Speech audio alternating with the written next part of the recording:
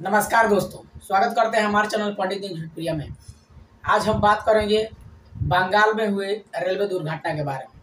तो दोस्तों, मैं आप लोग बता दूं कि आए दिन भारत में रेल दुर्घटना होते हुए नज़र आता है। इसका कारण क्या है?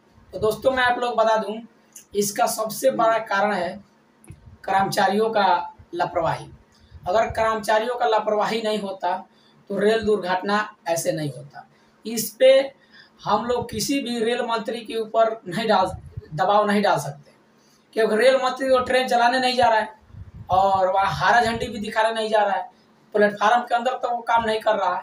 इसके वजह से उसको दोषी मानने से या दोषी करार देने से या रेल मंत्री को इस्तीफा दिलवाने से कोई फायदा नहीं है, क्योंकि रेल मंत्री अपना आदेश के अनुसार काम करता है और वो अपना काम खुद अपनी बेबाकी की तरह करता है। लेकिन रेलवे के कर्मचारी सही तरीके से काम नहीं करते हैं, इसके वजह से रेलवे दुर्घटना ज़्यादा होती है और इसका कारण भी यही है।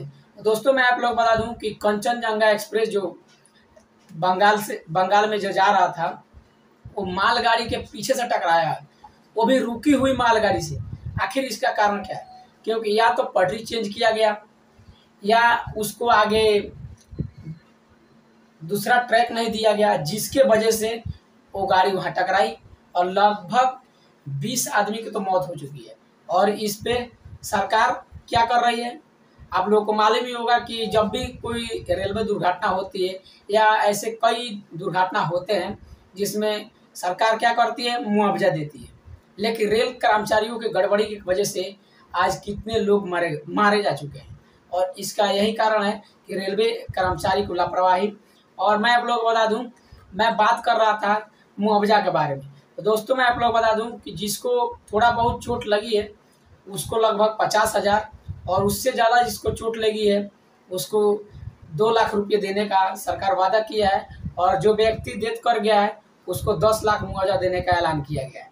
लेकिन मैं आप लोग बता दूं, ये मुआवजा मिलेगा कि नहीं मिलेगा इसका कोई गारंटी नहीं है, क्योंकि जब भी ये ऐलान किया जाता है उसके बाद जब उनके घर वाले मुआवजा लेने पहुंचते हैं तो वहाँ कर्मचारी उनके साथ अभद्र व्यवहार करते हैं और इसके वजह से उनको मुआवजा नहीं मिल पाता है। आखिर ये मुआवजा वाला खेल कब तक चलेगा?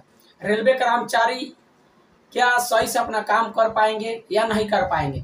लेकिन मैं आप लोग बता दूं, अगर रेलवे में अगर कानून अगर सख्त होता तो आज ये रेलवे दुर्घटना नहीं होता, क्योंकि लगातार रेलवे दुर्घटना की वजह से इस बार भी इतना भयंकर रेलवे दुर्घटना हुआ।